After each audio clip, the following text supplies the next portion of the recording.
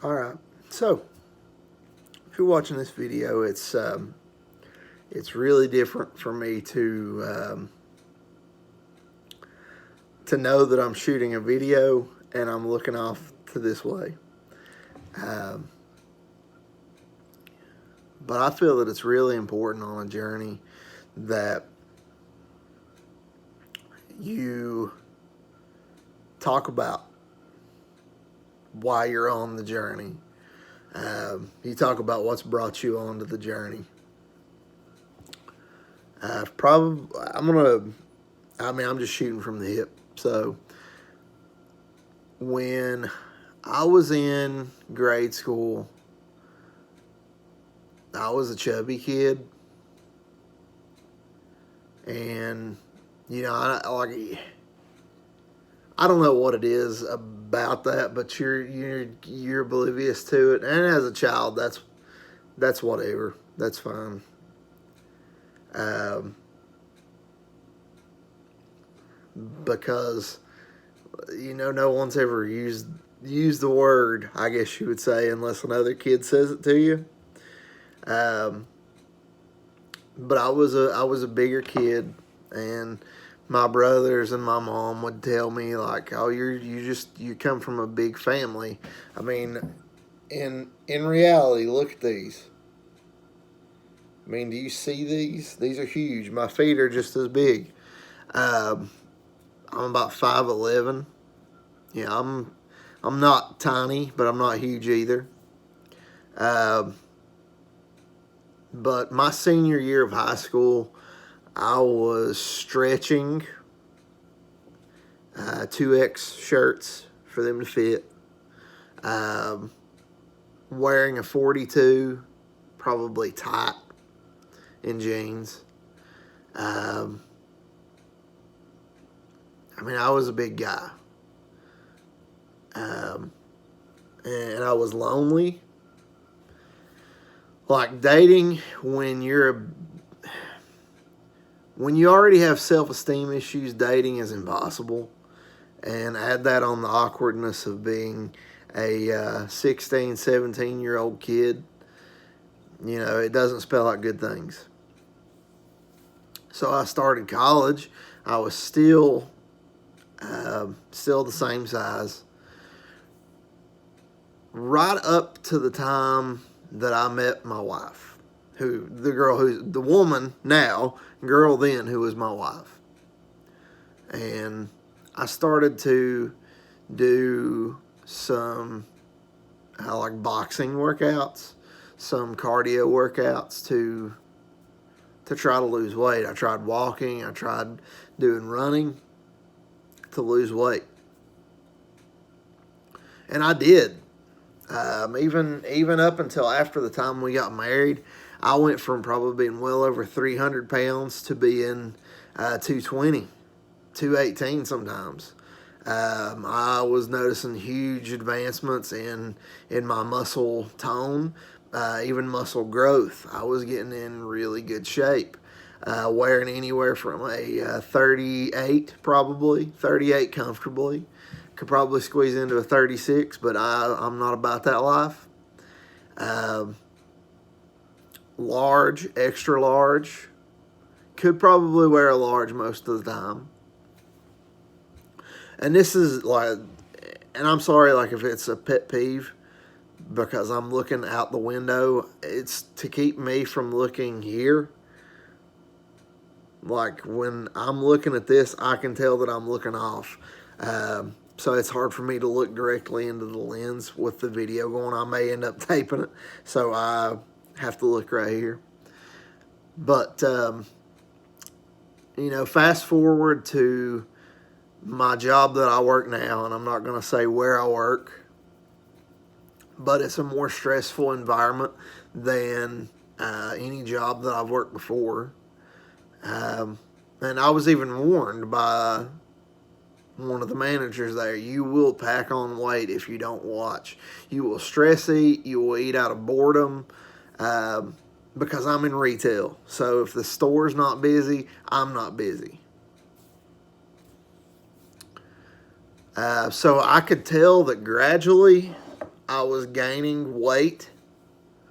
Didn't really think that there was a serious issue because I was still wearing an extra large, and I always wore extra large because sometimes it depended on the way the shirt was made, but most of the stuff I wore was way more comfortable in an extra large or even a 2X sometimes.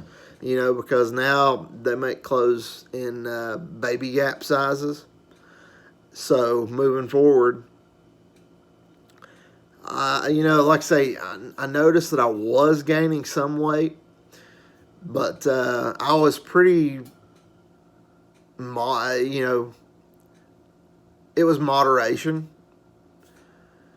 So fast forward to 2000 and probably 17.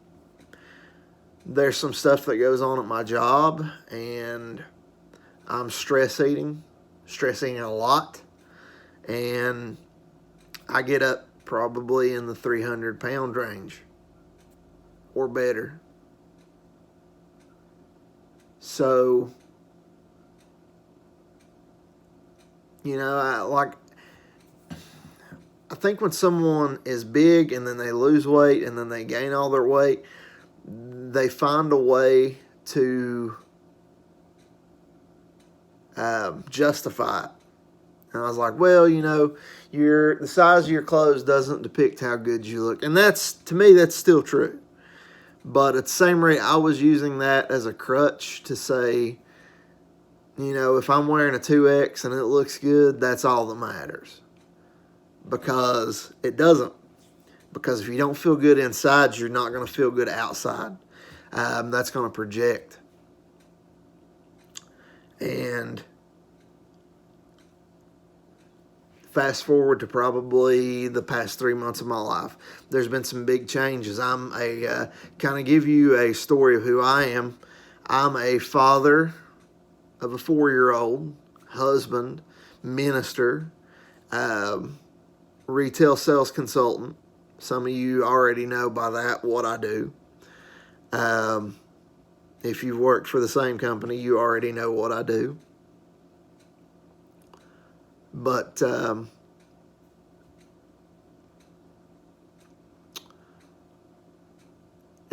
my plate's full. I'll say it that way. And I'm getting ready to be a dad again in December. Literally in less than 3 months, I'm going to be a dad again. So, with all that, and plus, one of the best managers that I ever had doesn't work at my store anymore. He moved to a different location, and I didn't really deal well with that because after losing my dad in 2011, bits and pieces of my psyche, I guess, maybe, my personality, maybe, were damaged by that, and he kind of filled that gap because he made me feel like I had a father figure again. So, I got into this place here as of late where I just, I didn't care. And I don't care. For all the wrong reasons. Your mood, your personality, your being should never change because of outside circumstance or environment. Your joy should never change. Your disposition should never change because of who you're around, your social class or other people's social class, or what you have or what you don't have. Others should never dictate your joy. And I honestly, over the last couple of weeks, I've got to a place where I was going to seek professional help. I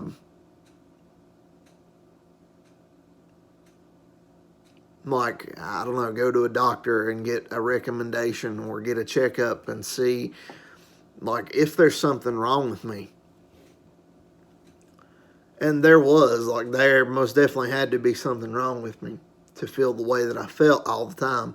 I thought I was depressed. I thought I had chronic depression or Depression and anxiety go hand in hand, from what I understand. A little bit of internet research, which is never 100% a reliable source, by the way. But anyway, and I'm gonna be spiritual for a second, because whether or not you believe it, God does speak to you. God does say things to you. He does lead you and guide you in a small, still voice that you may overlook or play off as your conscience or just you being a good person. But I think He speaks to everyone. And, and I think if you just open up your ears and open up your heart, you'll hear it and you'll know it. But I kept hearing about mounting a comeback and making a comeback.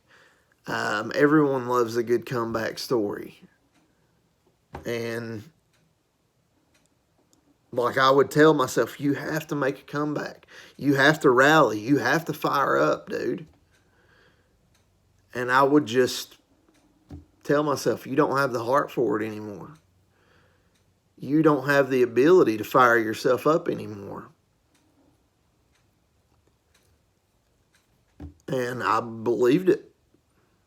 Like, I full on believed that I knew living and going on the way that I have. And today is just day one of this lifelong journey. The long, hard road out of the slump or the slums or the sticks or whatever you want to say, out of the junkyard.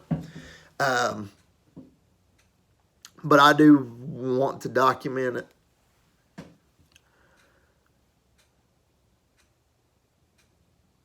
But a friend of mine that I work with asked me, he said, dude, are you okay? And I guess that's what it took. Like, I guess that was the trigger moment where I could either tell someone, hey, I'm fine, I'm doing okay. And just play it off like everything's all right, when really, you're a broken human being, as most of us are.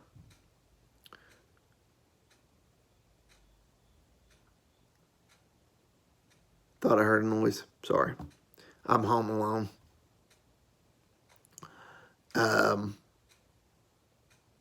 And I told him everything. I'm like, dude, I don't know what to do anymore. I'm on the verge of just giving up. And he told me, he's like, yeah, man, I understand. So that happened. So that's happened to me. So I've been there. I'm trying to think of a PG way to say this, but he told me that it's time to kick its butt. And it's time. It really is. It's time for me to mount a comeback, and I have. I've vowed to be the most positive energy in the room. I've vowed to be a better husband, a better father, a better friend, a better minister, a better follower, a better leader, following Him to lead others. Say it that way. But the biggest thing is I started doing DDP yoga. And DDP, if you don't know, is a guy who turned professional wrestler at a very late age in life. And he always dreamed of winning the world championship title. And at his age, at the time, that just didn't happen. Most of the time, people at his age were coming out of the business. And, he eventually left the business and started doing other ventures. But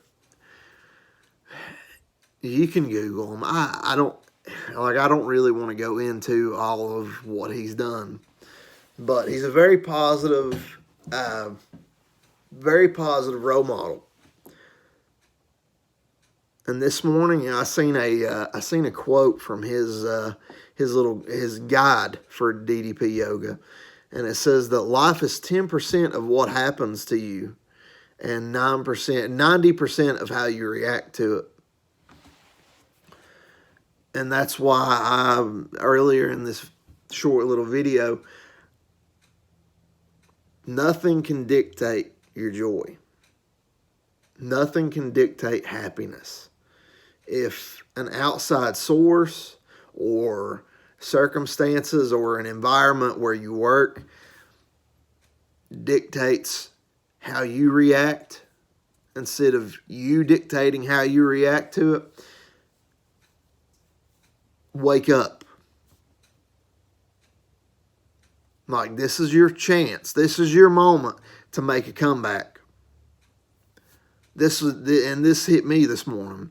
This is your opportunity to make a comeback. This is your opportunity to fire up, to get going.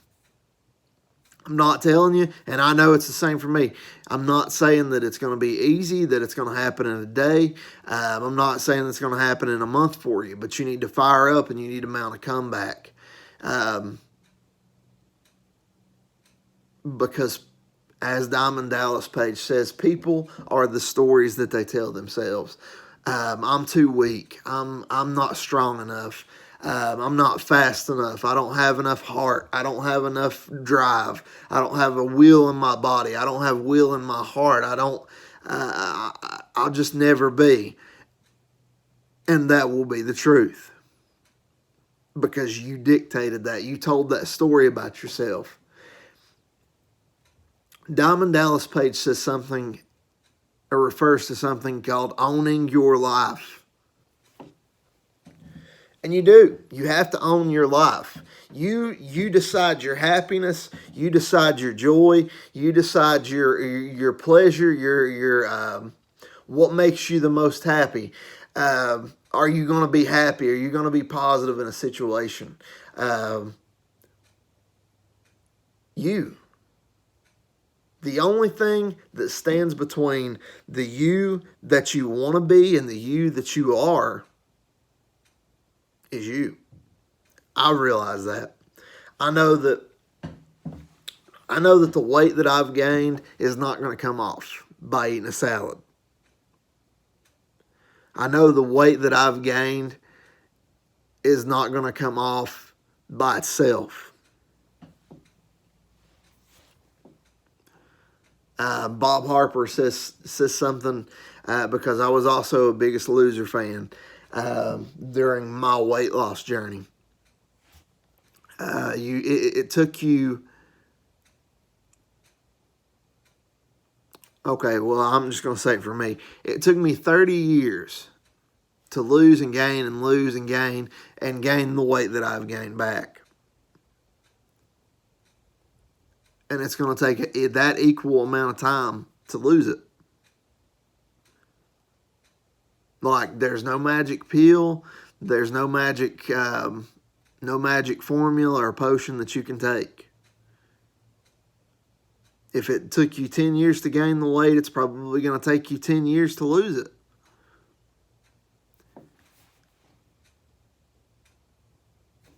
Simple as that. So the biggest takeaways from my day today was I'm in charge of my joy. I'm in charge of my happiness. I'm in charge of my mood. I'm in charge of my environment. I'm in charge of how others around me react. I can be the most positive energy in the room. And positive energy is infectious. And it drives out those who carry negative energy because their negativity can't function. Because misery loves company. If someone else is miserable, they want other people to be miserable. I'm not about that anymore. And ever so often I will come back and I will video other stuff to kind of give you an update of where I am. But it's going to stick this time. Because the me that lived on this earth the past month, the past 2 months of my life, wasn't going to make it very long. The me that lived 2 weeks ago was not going to make it to see his son graduate or see his daughter go to high school or go to college, or see either of them get married or even grow up. They was probably going to grow up with their grandpa raising them, and some my brothers or whatever. But everybody loves a comeback story. Be a comeback story. Everybody loves a comeback story. Whoever's watching this, we have sat and groveled and laid down and just smeared ourselves in our own pity, in our own junk, in our own garbage, in our own low self-esteem, in our own feelings, in our own trash. But everybody loves a comeback story. You got a choice. You can either continue to stay where you're at, or you can fire up.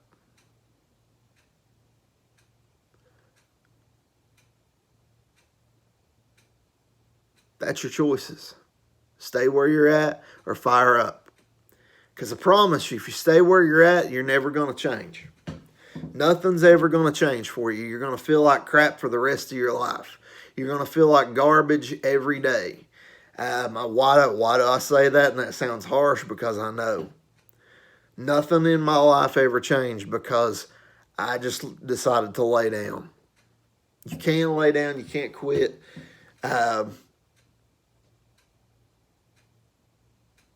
Because another DDP quote, if you quit right now, you're going to go back to where you started. And then when you go back to where you started, you'll wish you where you was when you quit. And that's 100% gospel. My body right now, some of the achiness and the hurt from doing DDP yoga this morning will attest to that. It will testify to that.